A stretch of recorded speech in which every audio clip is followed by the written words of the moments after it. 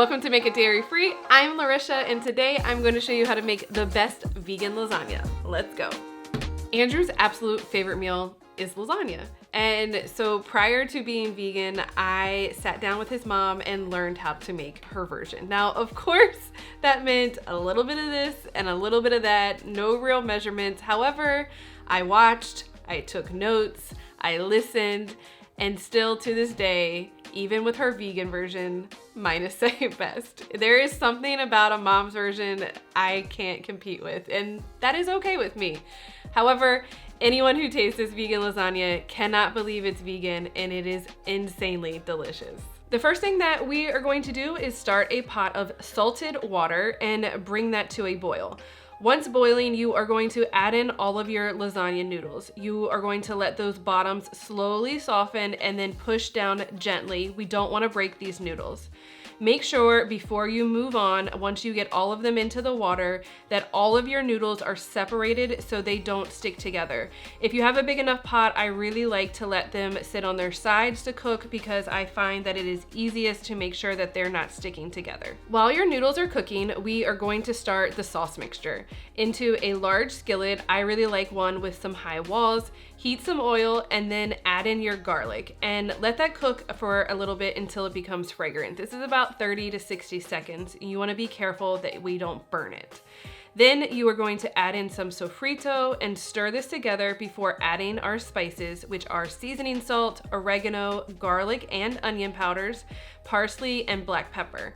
And we're going to let the spice mixture cook here for about a minute or so it gets nice and heated together with everything else in there so far. And then we are going to add in some vegan beef crumbles, and we're going to let these cook until they are softened, which takes about 3 or 4 minutes. So sofrito is not a common lasagna ingredient that you will find, especially typically in Italian cooking lasagnas. However, it is one that my mother-in-law puts into her lasagna, and it is a Caribbean base that is basically pureed onions and peppers and garlic and some other ingredients. We do have a homemade recipe that I will put in the description box, and I have one that we typically buy if I don't want to make it that I will show you right here. Also, you can or cannot add this. It is up to you. I think it adds another layer of flavor, and I'm not going to argue with my mother-in-law, but if you guys want to, feel free. I'm not going to. The spices are getting added before we add everything else in. This is known as blooming your spices. It just allows these dormant dried spices to awaken, releasing all of their flavor early, which adds to more flavor in your overall dish. Lastly, I am using a processed ground crumble inside of this recipe. However, if you don't do that, some other options would be lentils. You want to use like a brown or a green and cook those prior to adding them into that part of the recipe. You could also do mushrooms. You could do textured vegetable protein, also known as TVP. You could crumble some tofu. You could leave it as a veggie sauce and maybe use some like squash or more veggies, eggplant, things like that, and cook that down prior to adding in the sauce that we are going to do in the next step, which, speaking of, let's get back to the recipe. Around this time, your noodles should be done or almost done. You're going to remove these from the heat and drain them completely. Then grab a baking sheet and lightly spray some oil onto it. Lay as many noodles down as you can in a single layer, and then you're gonna lightly spray with oil again and add more noodles on top. Just continue this until you have removed all of your noodles from your pot. This just makes sure that they're not gonna stick while you're finishing your sauce. And now back to our sauce, we are adding in the red sauce and some vegan Worcestershire sauce. We're going to stir all this together really well and allow this to cook for about 10 to 12 minutes. Then remove it from heat. All right, let's talk about a couple of options here.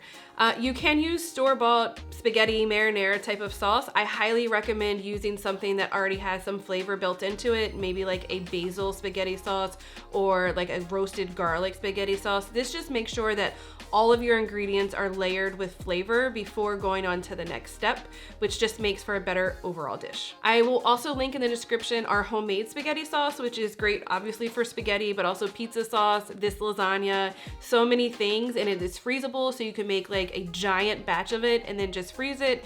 Then when you want to do something like this lasagna, all you have to do is thaw it and you're ready to go, and you have a homemade delicious sauce that is actually cheaper than buying a store-bought sauce. For the vegan Worcestershire sauce, I know of at least 3 brands that are out there. However, it can be tricky to find them and they are on the pricier side. So a simple hack for that part of the recipe, since it's so little, is to use a steak sauce like A1. Typically all steak sauces are vegan and it has a very similar flavor profile, which mimics that vegan Worcestershire sauce really well and is a lot cheaper. Now it's time to layer everything together, and this is always the confusing part for my brain when making lasagna. Is it noodles, then sauce, then cheese, or sauce, then cheese, then noodles, or whatever? So I'm just going to show you exactly what I do for every single layer.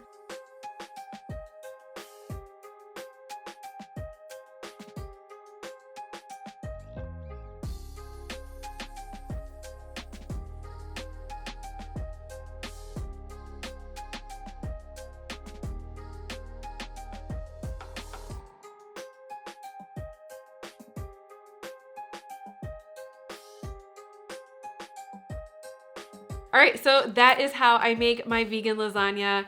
There is both vegan mozzarella and vegan cheddar in this recipe because that is what my mother-in-law showed me how to do.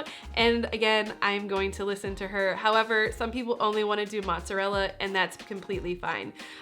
So just to recap, I used vegan cheddar, vegan mozzarella, vegan parm was what was sprinkled on the top, and then the dollops were a vegan ricotta. I did add the vegan parmesan on top. However, I recommend that you do the vegan parmesan and then do vegan mozzarella. A lot of vegan Parmesan cheeses don't melt very well, and so adding the mozzarella on top makes sure that everything gets really nice and melty on the top of it, and it just looks better. It's really just an aesthetic thing, but it just helps with that whole process. For our allergen friends, you can definitely use gluten-free noodles for this, like lasagna noodles for this recipe.